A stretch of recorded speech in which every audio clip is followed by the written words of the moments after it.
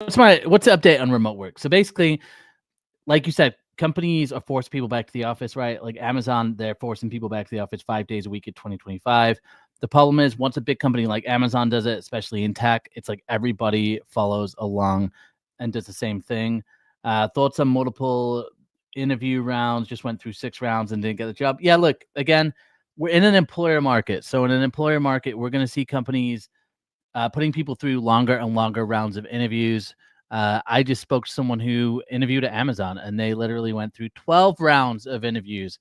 And so I think large companies always put people through longer interview processes because they know that they're going to have lots more people that are interested in the position. So if someone falls out of the process, they're not too worried about it.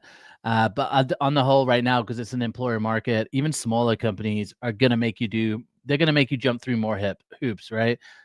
Put your cover letter in, do this homework assignment, do this take home work. And then if you're like, hey, I don't want to do it, they're like, we don't care. We got lots more people interested. So, guys, if you were just joining this, if you're on YouTube, Twitch, or X, say hi, get in the chat, say hi. If you're on TikTok over here, get in the chat, say hi. Would love to know who is out there. If you guys are new to this channel, we're talking about the job market. We're talking about recruitment, LinkedIn, anything to do with getting a job. So if you got questions, if you're on the job search, you know it's a tough job market in 2024. I don't care what the media says. It is really, really tough out there to find work.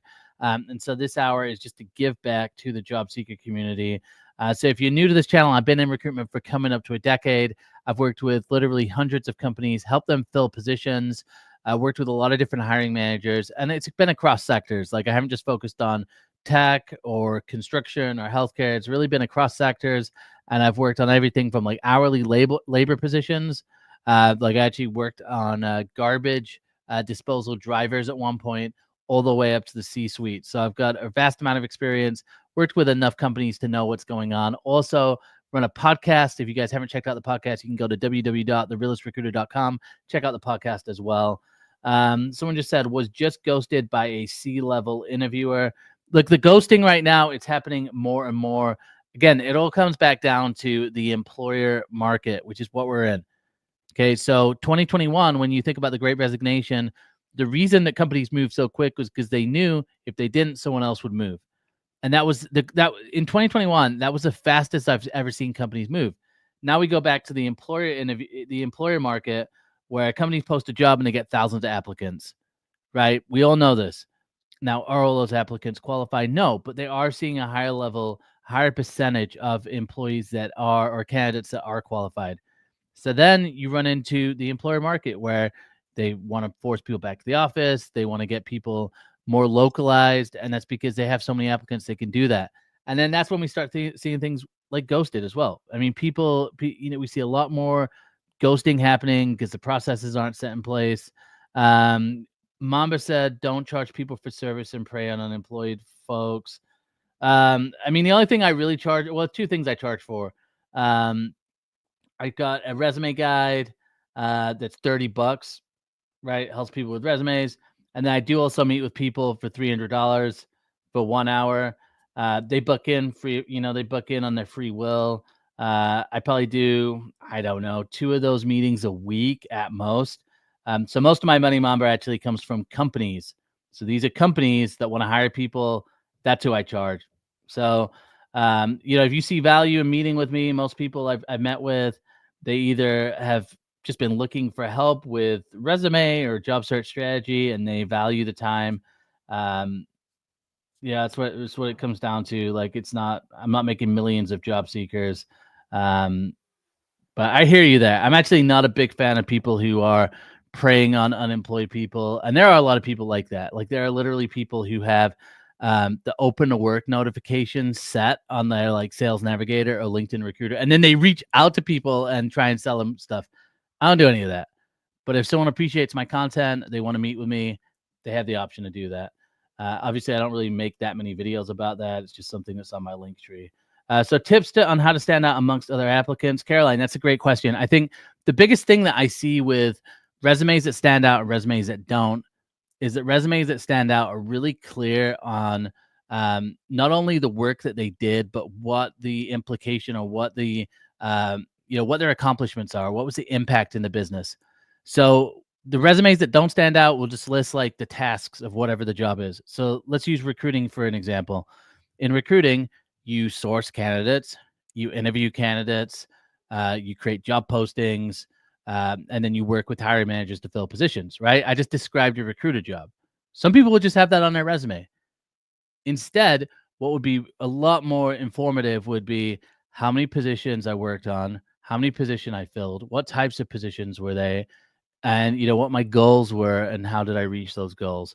So I think the more impact that you can show on a resume, the more you're going to stand out. So instead of describing the tasks and like what you did, describe the accomplishments and the impact that you had. So I think that that's a really clear way to stand out. And then just going and looking at what does a job description say. Like the job description will actually tell you a decent amount. And one of the things I've noticed is on the top 3 or 4 points on a job description, they will reiterate words over and over. So if you see a word that they keep on talking about, maybe it's again, going back to recruiting, maybe it's sourcing and passive candidates, and you want to make sure that you have that on your resume as well. So I think having the combination of those two things is huge. Nick, nice. What's up, man? Do you deal in anything manufacturing, automotive supply? Great content, man. I don't have anything like that.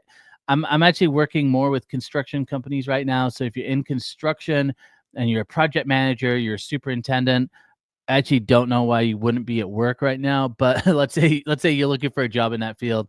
That's the field that I'm working in. I got a team that does some accounting and finance roles, but nothing in manufacturing and automotive supply as of yet. If something comes up like that, though, Nick, happy to reach out to you as well.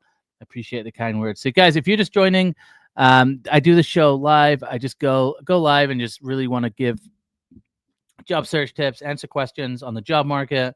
For any of you guys who don't know, like 2024 is definitely tough for job seekers. It's tough for recruiters as well. I'll be honest, I know a lot of recruiters that have given up on recruitment. They've walked away. People who have been in recruiting for decades are literally walking away from the field because recruiters have been through the ringer as well. There's a lot of recruiters that are unemployed right now. And that's because there's just not that much demand for hiring. Now, there are certain fields which are doing better than others when it comes to this. So, for example, if you're in healthcare, you're usually not going to have a problem finding a job. If you're doing like hourly manufacturing or you're working in hospitality, those fields are doing well. And construction is another one, which is kind of booming right now. But if you're looking for like that corporate position, marketing, HR, sales, those positions are a little bit harder. And I think tech right now is still in recovery mode, definitely not in full rebuild. Do you do contract to hire agreements? Now, most of what I do is perm placement, Nick. I haven't really done that much in contract, not enough to where I'd feel comfortable getting into an agreement like that. What about you, Nick? What are you doing these days? And Nick is a recruiter as well. Guys, look, if you're a recruiter out there, let me know. Just say, hey, I recruit on these roles, or just give us an idea of what you're recruiting on. If you're looking for a job, feel free to say what type of job you're looking for. And if you're out there on YouTube, Twitch, or X, please get in the chat. Say hi. I would love to know what you're up to. This is the daily live show. I do this for about an hour. Send me your direct hire agreement. Yeah. I'm happy to send that over, Nick. Nick, why don't you? I don't know. I think we're connected on LinkedIn? Let me take a look.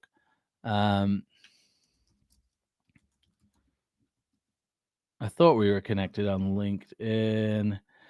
Maybe just send me a quick message on LinkedIn just to get us to the top of my feed as well. Yeah, happy to have that chat with you, Nick. Would love to work with you, man. Love it. Yeah, happy to do that. Recruiting for nursing and nursing support roles. So look, if you're in nursing, if you're looking for a nursing support role, is it Dian or Diane? Rosades is person to hit up. Love that. And if you're looking for a position, tell us what type of position you're looking for. I know there's a lot of recruiters that lurk in the chat. So if you're looking for a job, let us know.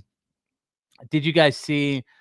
Maybe you did see the video, maybe you didn't, but I did a video on the guy that got laid off from GM after 36 years. Did you guys see that? Absolutely crazy. After think 38 years of work in that. It's insane. And then people are in the comments and they're like, don't feel bad for that guy. He set up, but it's like, that's not the point. The point is literally after 38 years of working for a company, you could get laid off at 5 in the morning with an email with 1,000 people copied to it. Insane. Like, I just don't. It honestly, like, we were just having this conversation. I do an HR morning show every Tuesday. Shout out to Purple Acorn. That is on LinkedIn. And we literally were just talking about how um, this employee relationship is just trashed. Like, companies want us to be loyal. They want us to be like culture fit. They want us to do all this stuff, but then they do stuff like that, right? Or you got Meta and I think it's EY, Target. These companies are literally like just cutting down on people. Like if you spend too much money on the company card, they'll crack down on you and they'll fire you for that. And it's just ridiculous. So the name on LinkedIn is Joel, Joel. Lalgee, Lalgee. If you just look up the Realist Recruiter too, you should find my info on there as well. Yeah, it's like the thing is I don't mind that companies don't care. I really don't mind that. Like we're in business, right? Like whatever. You don't care about me, but the problem is we've like created these ideas about culture and like belonging and meaning and they're trying to foster these environments and it just seems so stupid to like foster the hold on, Nick's just DMing me.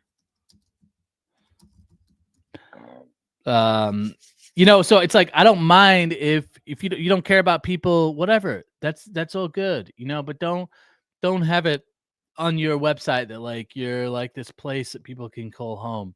I think one of the best examples of this is the whole Cloudflare. I remember Brittany that recorded her layoff. She's got a job, so shout out to Brittany on that as well for landing a job. But it's like Cloudflare. Let's see. This is where's the career page here? Maybe they don't even have the career page anymore. Let's see where it is. So careers. Let's see what it said. They maybe have changed this. Because now they're saying at Cloudflare we have our eyes set on an ambitious goal. They've changed stuff around a little bit, which I really respect. Well, that's good. All right. Well, they're actually they've actually changed what they have on there. But for a while, it was like it just sounded like they were like it's like this dream place where like you could do whatever you want and like everybody belongs type thing, and it's just but that's not really the case, right? And so I just think like for a lot of these companies, if you don't care about people, just say you don't care about people, right? Just say, hey, we're out here to make money, and if you don't, we'll fire you. But anyway, I am digressing a little bit. Italian Star said, but they need to feed us a culture line in the interviews. This is what I'm saying with like the interviews. To me, interview processes.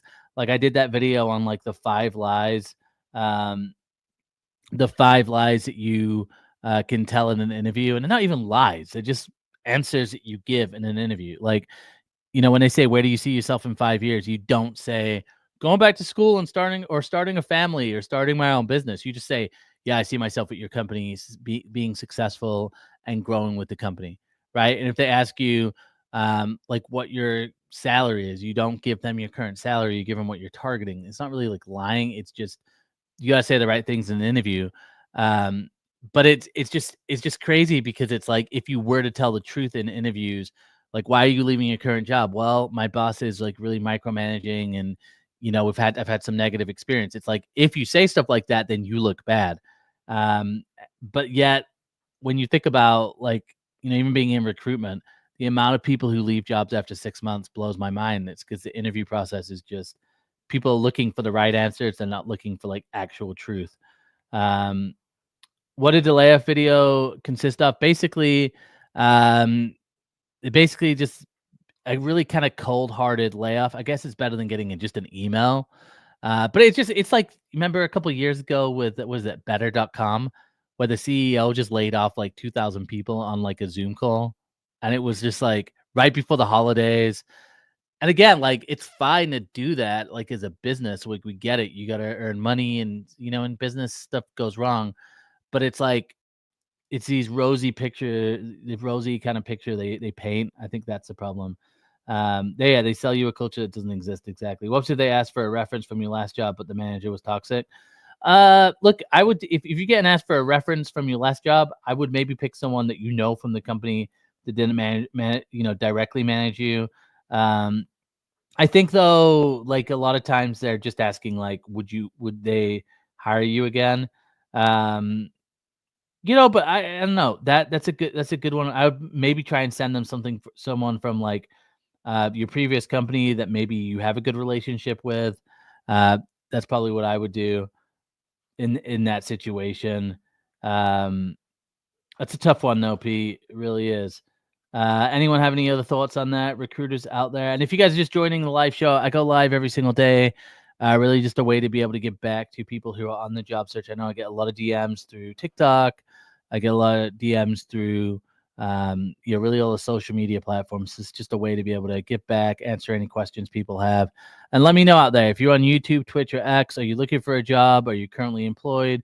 What is your current situation? If you're on TikTok, let me know what type of job you're looking for. And if you got questions on the job search, feel free to jump in there as well. Would love to hear from you guys. I am about to do some BD, some business development. For any of you guys who don't know, I set up a recruitment arm to my business about a week ago. I was doing some random recruiting over the last year and a half or so, but I'm going back into just, you know, full-time focus on recruitment. The media business that I've got is running nicely, so I don't need to put as much attention into that. Really able to focus on recruitment. So I'm focused on construction. Nick, I'll be hitting you up as well. So let me just see.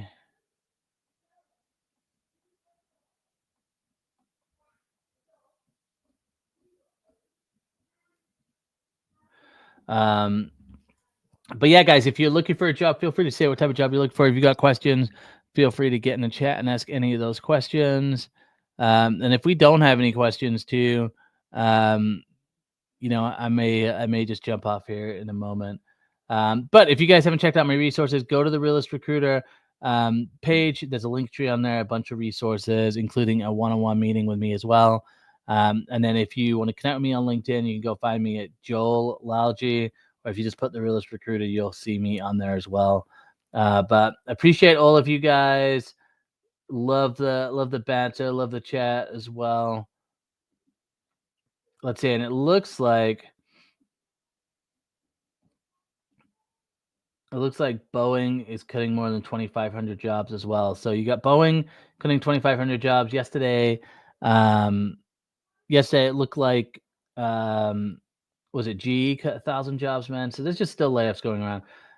How do you get out of the cycle of only contract jobs? Valerie, great question. Look, I do think this is a legitimate challenge, right? Because if you have 2 or 3 contract roles in a row, you're seen as a contractor. So I would this is where I would see like a summary, professional summary, just being clear, like, hey, I've been doing contracting, but looking for something full time. That's one way you could do it. So put it on your professional summary. Other thing you could do is in parentheses in your roles, put contract.